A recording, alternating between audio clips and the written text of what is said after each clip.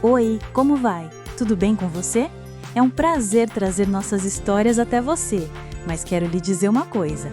Antes da história de hoje, que por sinal está picante, muitos espectadores estão vendo nossos vídeos pela TV e tem aumentado muito e estão esquecendo de deixar seu like e se inscrever no canal. Então, se você não deixa seu like, o YouTube entende que você não gostou do nosso vídeo e não te entrega mais os nossos conteúdos. E eu sei que você gosta.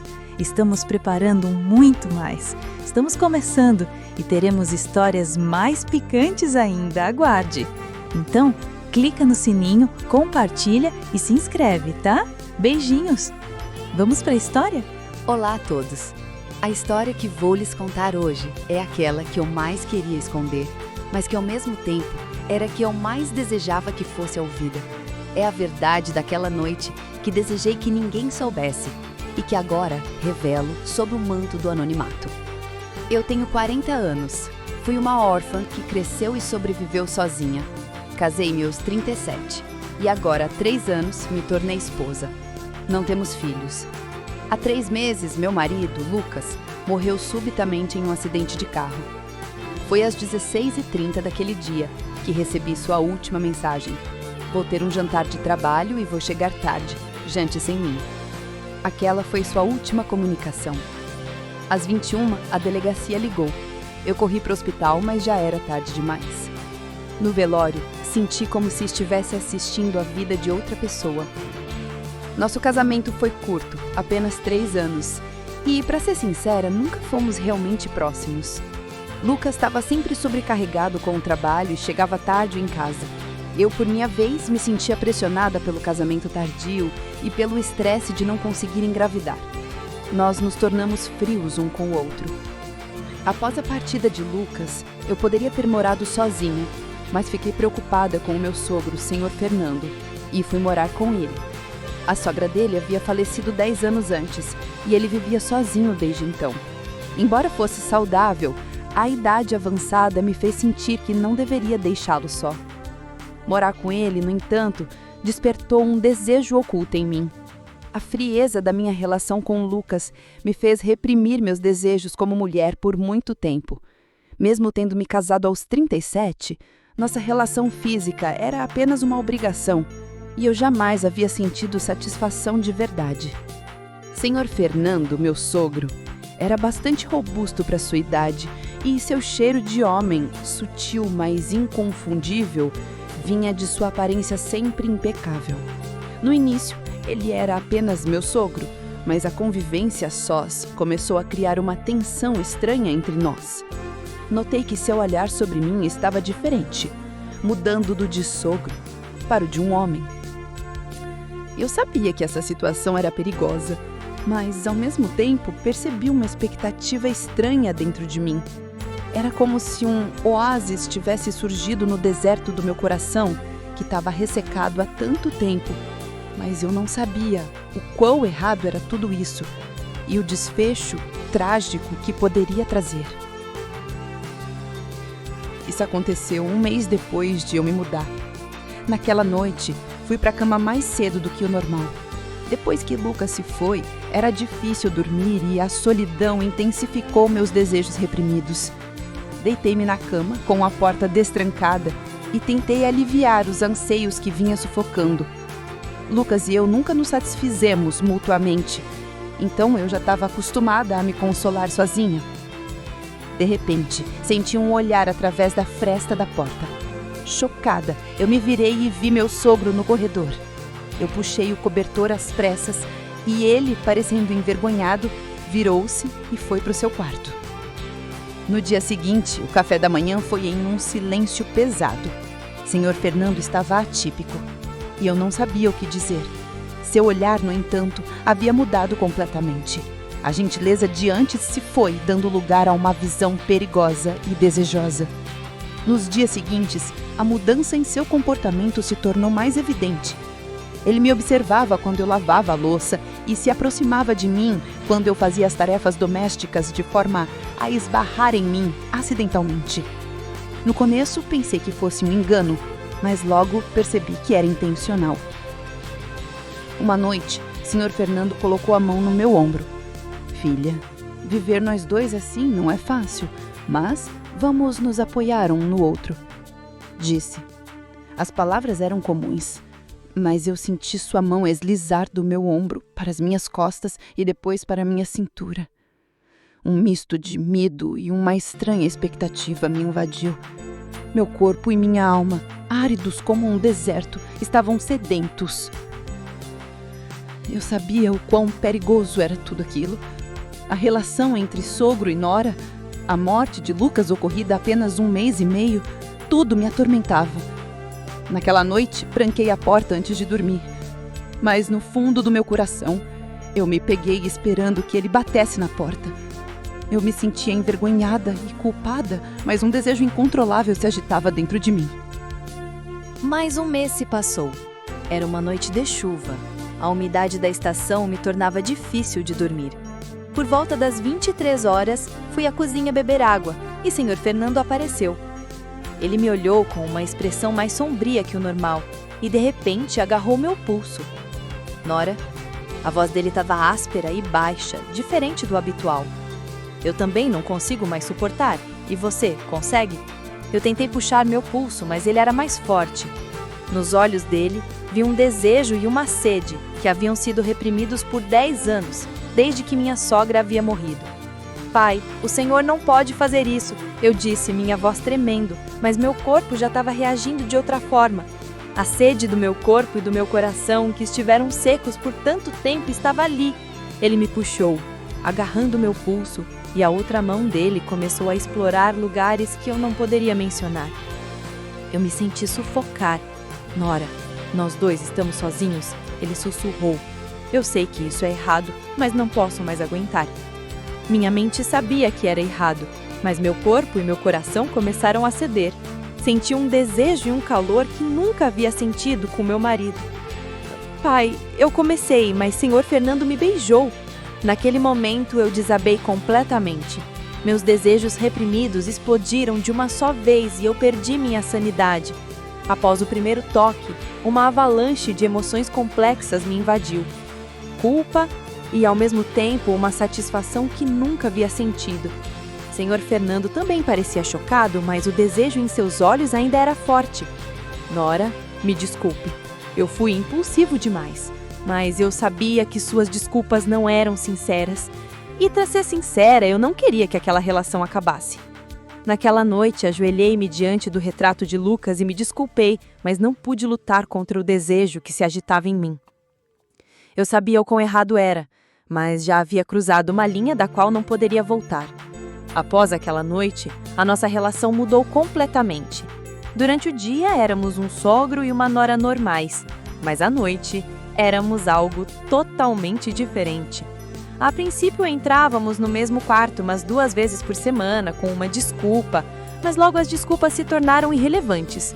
Nós dois, famintos por afeto, passávamos as noites juntos. A culpa e a ansiedade eram mais presentes do que a satisfação, mas não conseguíamos nos separar. Sr. Fernando me tratava com o mesmo carinho que um amante. Ele comprava as frutas que eu gostava e me ajudava a preparar o jantar, aproveitando para me tocar discretamente. E à noite, ouvia-se uma batida cuidadosa na porta e ele entrava no meu quarto. Eu me tornei cada vez mais obcecada por ele. Frente a Lucas, eu cumpria meu papel de esposa. Mas agora, eu me havia desnudado completamente. Cada toque, cada olhar me abria para um mundo que eu nunca tinha conhecido. Foi um momento em que a mulher que eu não sabia que existia em mim acordou. Se eu não sentisse o toque dele por um dia, meu coração se sentia vazio e ansioso. Se ele saía, eu esperava em silêncio até que a porta se abrisse novamente. Eu me casei aos 37 anos, mas nunca senti amor ou paixão de verdade. E Sr. Fernando foi a primeira pessoa a me ver como uma mulher. 1 mês depois, eu já sentia que não podia me deixar gastar os meus anos de vida para cuidar do filho dele. Mas viver sem ele, a satisfação e a felicidade que nunca senti com o meu marido, agora sentia com meu sogro. Embora soubesse que era um relacionamento errado, eu estava presa a ele. Sr. Fernando, que inicialmente parecia chocado, agora parecia aceitá-lo. Mas, às vezes, ele tinha uma expressão complexa. Ele parecia estar em conflito entre a culpa pelo filho que se foi e seus sentimentos por mim. Nora, será que estamos fazendo a coisa certa? Ele me perguntou uma noite. O que o meu filho pensaria se estivesse nos vendo? Eu não pude responder, mas eu já estava apegada demais a ele. Eu não sei, pai, eu disse. Mas neste momento, eu sou feliz. Ninguém sabe o quão sozinha e ressecada eu estava, exceto o senhor. Ele não disse mais nada, mas em seus braços eu sentia uma paz e satisfação genuínas. Eu sabia o quão pecaminoso era, mas não podia desistir. Passar as noites com ele se tornou a única razão para eu viver. Mas ao mesmo tempo, a culpa e a ansiedade cresciam. Eu não sabia o que faria se tudo fosse revelado. 2 meses depois de a relação com meu sogro começar, em um fim de semana, ele se levantou cedo e vestiu uma roupa de caminhada. Nora, vou caminhar com meus amigos. Voltarei tarde, não se preocupe, ele disse. Fiquei feliz por ter um tempo sozinha, mas às 14 horas a campainha tocou. Abri a porta e uma mulher que eu não conhecia, de uns 50 anos, com maquiagem pesada, estava ali. O senhor Fernando mora aqui? Ela perguntou. Sim, meu sogro, mas ele saiu para uma caminhada, eu disse. A mulher abriu a porta completamente, olhou diretamente para mim e disse: então é aqui mesmo. Sou a namorada dele. Meu mundo desabou. Meu sogro tinha uma namorada? Então o que eu era para ele? A mulher percebeu a minha reação. Podemos entrar para conversar? É importante. Sentada na sala, a mulher começou a falar. Estávamos juntos há 2 anos, mas há 2 meses ele me disse que queria terminar, sem motivo algum. Eu permaneci em silêncio e ela continuou. Chame de intuição de mulher, mas sabia que havia outra pessoa, então eu peguei o celular dele. A mulher tirou o telefone da bolsa e mostrou a tela para mim. Gostaria de ver as fotos? Ela disse.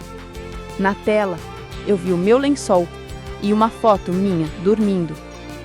Meu cabelo estava bagunçado, minhas roupas estavam seminuas, o toque de meu sogro era visível. Eu não sabia quando e como as fotos haviam sido tiradas.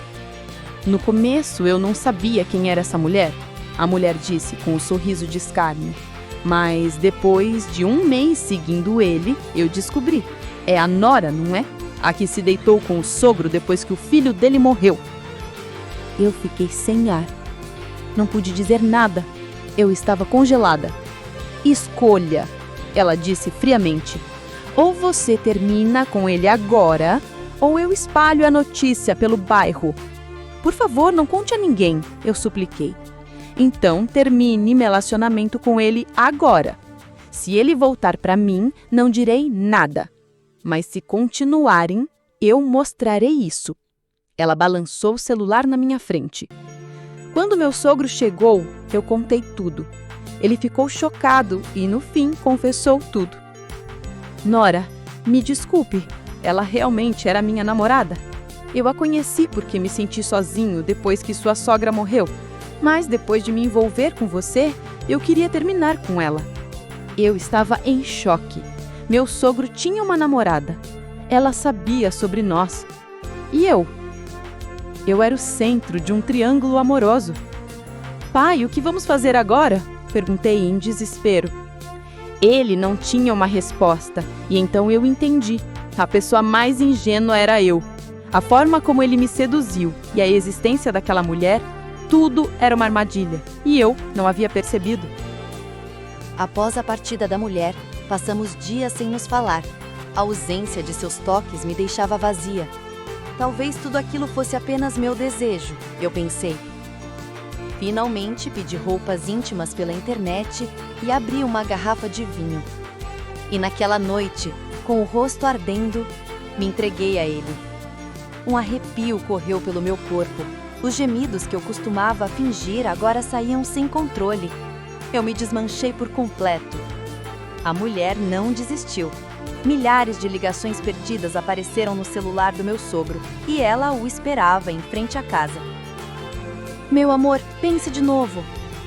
A voz dela podia ser ouvida dentro de casa.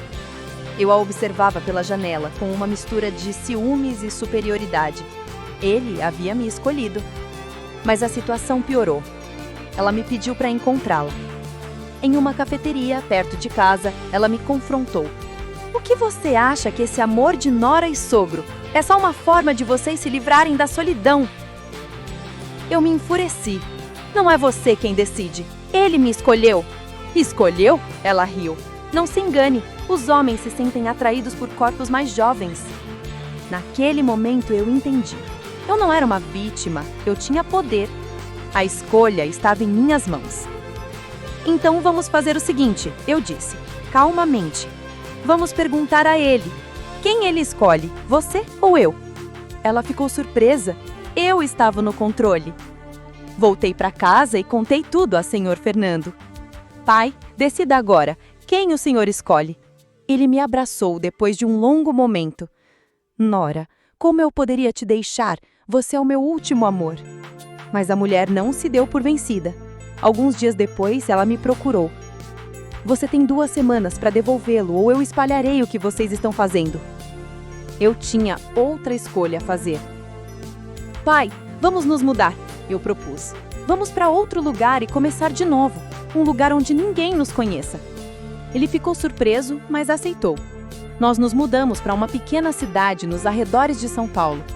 E lá, começamos a viver como marido e mulher. Hoje, eu sou uma pessoa completamente diferente. Não sou mais a nora passiva e boazinha. Sou uma mulher que não esconde seus desejos, que não se envergonha e que faria qualquer coisa para ter o que quer. Não temos mais que nos esconder. Nós somos amantes.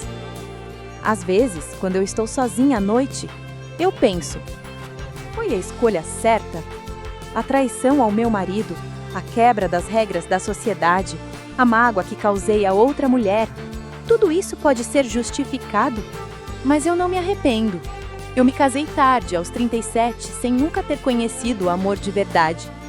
Aos 40, eu senti a paixão pela primeira vez, mesmo que fosse um amor proibido. E vocês? O que fariam?